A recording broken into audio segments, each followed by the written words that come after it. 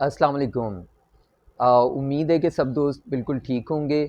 आज की वीडियो आपके लिए बहुत ज़्यादा अहम होने जा रही है, स्पेशली उन लोगों के लिए जो बर्ड्स हॉबी के अंदर नए हैं और वो इसको एज़ ए प्रोफ़ेशन जो है वो एडॉप्ट करना चाहते हैं।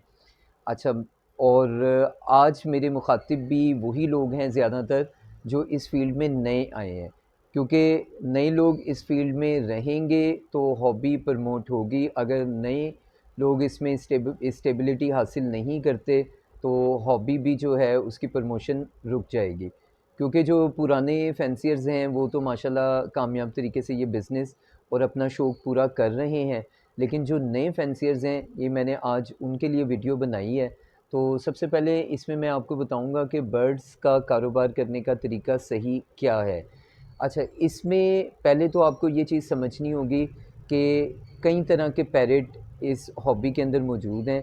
एक छोटे पैरेट होते हैं जिसकी आप प्रोडक्शन लेते हैं और उसकी प्रोडक्शन आपको बड़ी स्पीड में लेनी पड़ती है, क्योंकि उनके रेट की स्टेबिलिटी कम होती है।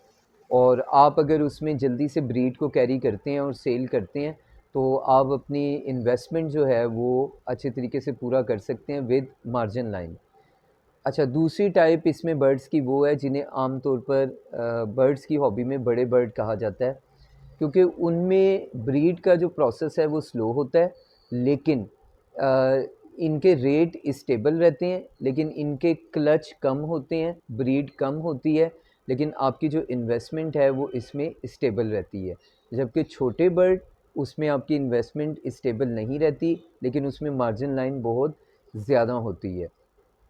अच्छा, अब इसमें जो नए फैंसियर आते हैं, सबसे पहले उन्होंने ये डिसाइड करना है कि आपने जो बर्ड है वो कौन से लगाने हैं। आपने छोटे वाले बर्ड लगाने हैं या बड़े पैरेट लगाने हैं। तो अगर आप छोटे पैरेट के अंदर आते हैं तो उसके बहुत सारे फ़ायदे हैं। आपको कम स्पेस में आपके ज़्यादा पेड़ लग जाते हैं, उन पे एफ़र्ट इतनी ज़्यादा नहीं होती।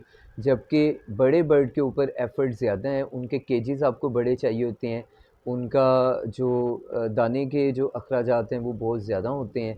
अच्छा, अब फ़र्ज़ करें मैं जो सजेस्ट करूँगा नए आने वाले फैंसियर्स को, तो मैं यही कहूँगा कि आप जो छोटे पैरेट होते हैं जैसे लव बर्ड, जावा, फिंचेस, उसमें गोल्डियन आ गई, लव बर्ड आ गए जिसमें कमर्शियल है, अल्बाइनो, डेकिनो, क्रीमिनो वगैरह, मैं उनको यही रिकमेंड करूँगा कि आप सबसे पहले इन पैरेट्स की तरफ जाएँ और कोशिश करें कि सस्ते बर्ड ख़रीदें, ताकि आपको उसमें नुकसान कम से कम हो, या जब आप फ़ायदे की तरफ जाते हैं तो आपकी जो मार्जिन लाइन है वो ज़्यादा से ज़्यादा हो।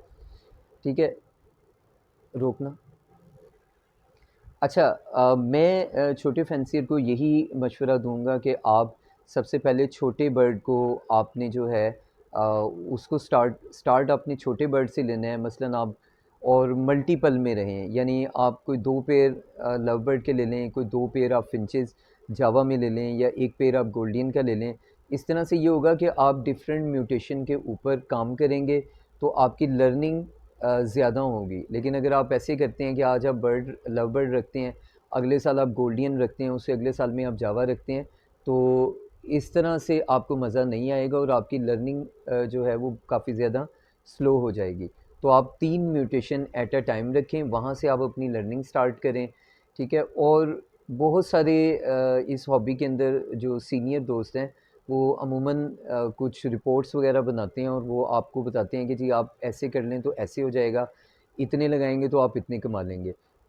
ये पॉसिबिलिटी हो सकती है, लेकिन ये उस वक़्त जब आपका एक्सपीरियंस 4 से 5 साल का हो।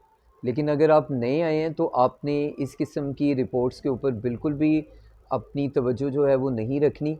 आपने हार्ड वर्किंग पे यानी यकीन रखना है, क्योंकि इसमें सबसे पहले तो आपको बर्ड ब्रीड करवाना ही नहीं आता, आप वो चीज़ सीखेंगे, ठीक है? आपने मेल और फीमेल की पहचान कैसे करनी है, बेशक वो उसके लिए एक सहूलत मौजूद है डीएनए की, लेकिन इसके बावजूद कोई भी बर्ड की म्यूटेशन है, आपको इतना आना चाहिए कि आप उसमें मेल और फीमेल को उसका जो बिहेवियर है, या जब वो ब्रीडिंग सीज़न के करीब आता है, एडल्ट होता है, वो वाला बिहेवियर वहाँ से देख के आप जज कर सकें कि ये मेल है और ये फीमेल है। तो ये चीज़ें इसके लिए बहुत ज़रूरी हैं। फिर दूसरा जब आप उसको ब्रीड की तरफ लेके जाते हैं, सीज़न स्टार्ट होता है, सीज़न जब स्टार्ट होता है तो आपके जो बर्ड हैं वो पूरे आपके तैयार होने चाहिए। ये ना हो कि अक्टूबर स्टार्ट हो गया हो और आपके बर्ड अभी 2-2 माह के हों या 3-3 माह के हों, तो ऐसे बर्ड ब्रीड नहीं करेंगे। जब आप अक्टूबर में आएँ तो आपके बर्ड एटलीस्ट कोई 10 मंथ के जो हैं वो होने चाहिए और फिर आप उनको ब्रीडिंग केज में छोड़ें। ठीक है, अभी इसके आगे बहुत सारे मराहिल हैं। अब आपका बर्ड ब्रीड करता है या नहीं करता, क्योंकि सम टाइम ऐसा होता है बर्ड को प्रॉब्लम आ रही होती है और नए फैंसियर्स को पता ही नहीं चलता। इसके लिए आप अपने बर्ड आपने अपने इस पे मुशाहिदा करना है कि उसको कोई प्रॉब्लम्स तो नहीं आ रही। जब आप बैठ के देखेंगे फिर आपको पता चलेंगी कि इनको क्या प्रॉब्लम्स आ रही हैं। तो जब आप वो प्रॉब्लम्स दूर करेंगे तो आपका बर्ड फिर ब्रीड की तरफ जाएगा। तो सेकंड जो होता है इसमें एक चीज़ फिर आ जाती है कि अब फर्टाइल होता है कि नहीं होता, लेइंग प्रॉपर आती है कि नहीं आती। और तीसरा मरला ये होता है कि अगर लेइंग आ गई है, फर्टिलिटी भी आ गई है, अब वो पेड़ आपका बच्चे पालेगा कि नहीं पालेगा, आपका बर्ड कहीं स्ट्रेस में तो नहीं चला जाता और बच्चे तो नहीं मार देता। तो ये सारी चीज़ें, इसके लिए फिर आपको बर्ड्स के पास रोज़ बैठना पड़ेगा, उनके साथ आपको फ़ैमिलियर होना पड़ेगा। जब आप ये चीज़ें सीखेंगे तो ये सारे वो टिप्स हैं जो आपको पैरेट्स में शौक़ तो है ही, लेकिन एक अच्छा बिज़नेसमैन बनाते हैं और फिर आपकी जो मार्जिन लाइन है वो बढ़ना शुरू हो जाएगी। तो मेरा ख़्याल है कि आज इतना ही काफ़ी है, क्योंकि अगर हम इस टॉपिक पे और बात करेंगे वीडियो लंबी हो जाएगी और फिर आप लोग उसमें जो है वो यानी बोर होना शुरू हो जाते हैं। तो अगर आपको वीडियो पसंद आई हो तो काइंडली चैनल को सब्सक्राइब कीजिएगा और वीडियो को भी लाइक कीजिएगा और हो सके तो बेल आइकॉन को भी प्रेस कर दीजिएगा ताकि आपको आने वाली वीडियो के नोटिफिकेशंस आ सकें। और कमेंट अगर करना चाहें तो कमेंट भी कीजिएगा। अगर कोई बात आप पूछना चाहें वो भी आप कमेंट कर सकते हैं, या किसी टॉपिक पे आप वीडियो चाहते हैं तो वो भी हम आपके लिए वीडियो बना सकते हैं। बाकी अपना ख्याल रखिएगा। अस्सलाम वालेकुम, फ़ी अमानिल्लाह।